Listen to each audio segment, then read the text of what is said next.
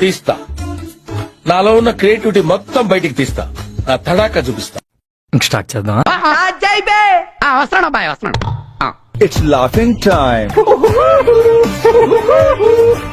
ఆర్టిస్టులకు వాళ్ళకి క్లాసులు చెప్పించాలి. ఇప్పుడు ఆ వేణుస్వామి ఉన్నాడు, అయిపోయింది. నా వెంట పడద్దు మొర్రో, నా వెంట పడద్దు మొర్రో అని మొత్తుకుంటుంటే కామన్ సెన్స్ లేదురా.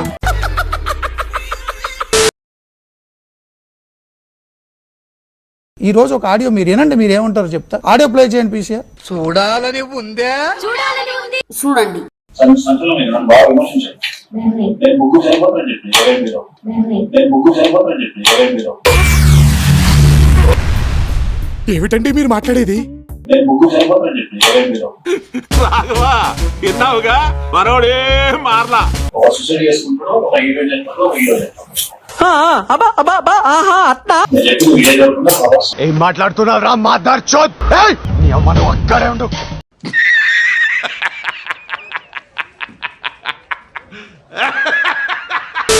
సమంత కూడా సూసైడ్ చేసుకుంటారు.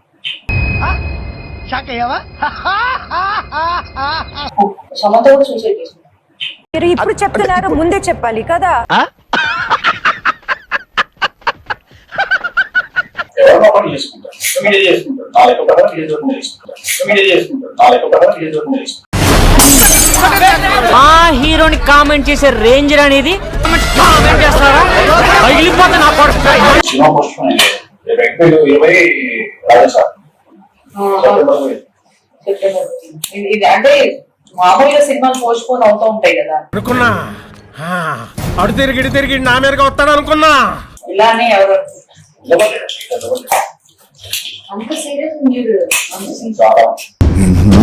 మారువా నువ్వు మారోరా. ఒకటి కాదు, ఇక్కడ నుండి ఇక్కడ వరకు అన్ని ప్రాబ్లమ్స్. ప్రభాస్ మాట్లాడుతున్నాను. అసలు ఏడు చూసుకుని మీరు ఇలా రెచ్చిపోతున్నారు, ఏటి మీ ధైర్యం? నేను ఇండస్ట్రీలో ముగ్గురు చనిపోతారని చెప్పాను. ప్రభాస్, విజయ్ దేవరకొండ, సమంత. ఇదంతా నీ ట్రైనింగే కదరా? నాకు ఆయనకి అసలు సంబంధం ఏంటన్నా? వచ్చాము నేను వెళ్ళదనుకున్నావా? ఓ ఇద్దరు పూసేసుకున్నారు.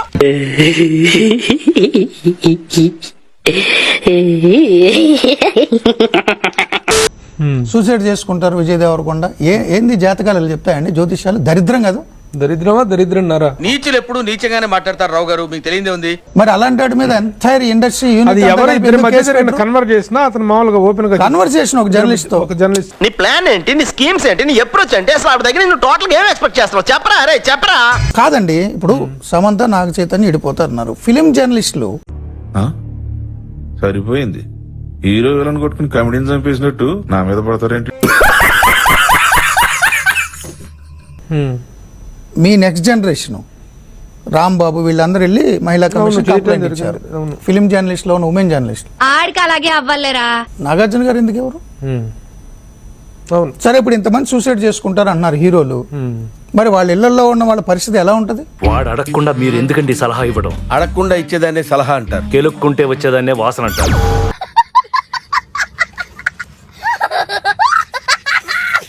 ఆ హీరో పరిస్థితి ఎలా ఉంటది? ఏం చెప్తా అంటే మళ్ళీ పూజలు చేయించుకోవాలి వాళ్ళు. ఈ పేడ పోవాలంటే ₹1 కోటి పూజలు చేయించుకోవాలి. ఈ స్థాయికి వెళ్ళి స్థాయికి వెళ్ళి ప్రభాస్ వాళ్ళిద్దరు సమంతాను ప్రభాస్ విజయ్ దేవరకొండ పోయి స్పందించి మేము ఆత్మహత్య చేసుకోవాలి.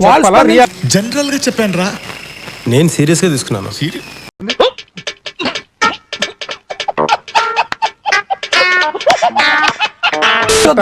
నేను అతని ప్రేలాపనని కేర్ చేయాలా అని అడుగుతున్నా. అతని ప్రేలాపనని ఎవడైనా కేర్ చేయాలా? కేర్ చేసి అతని పెద్దోడిని చేయాలి. గొప్ప సిద్ధాంతి అని చెప్పినట్టే జరిగిపోతుంది.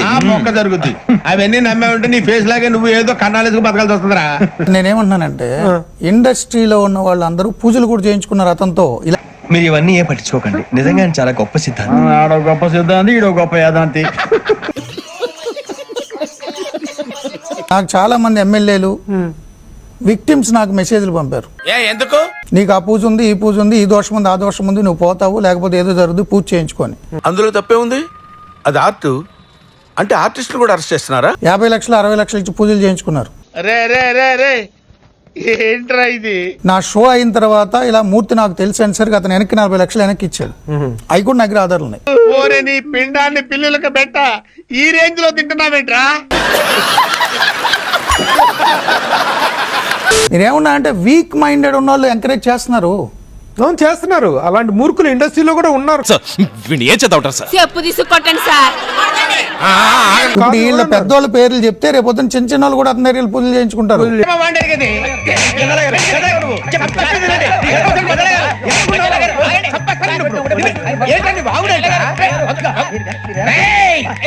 నీ అంత చూస్తాను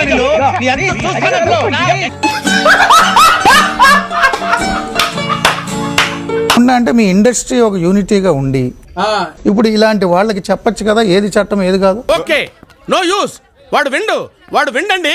ఇప్పుడు వీళ్ళ ఇంట్లో వీళ్ళ మదర్ వాళ్ళు ఎంత టెన్షన్ ఫీల్ అవ్వాలి. చేది నమ్మ బతుకు బురదలో పంది బతుకుతుంది, నువ్వు బతుకుతున్నావు ఎందుకురా ఎదవన్నారు ఎదవ.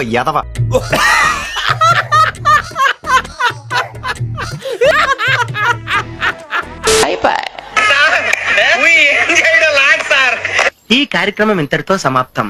రేపు ఇదే అలవాసులపై మళ్ళీ కలుసుకుందాం. అంతవరకు సెలవా మరి. నా ఛానల్ పేరు గుర్తుందిగా, ప్లీజ్ లైక్ షేర్